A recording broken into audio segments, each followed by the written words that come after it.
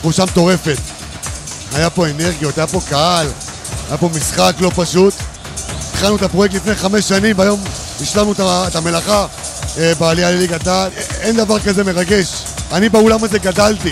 החבורה הזאת, חבורה של גברים שאי אפשר לתאר אחד-אחד.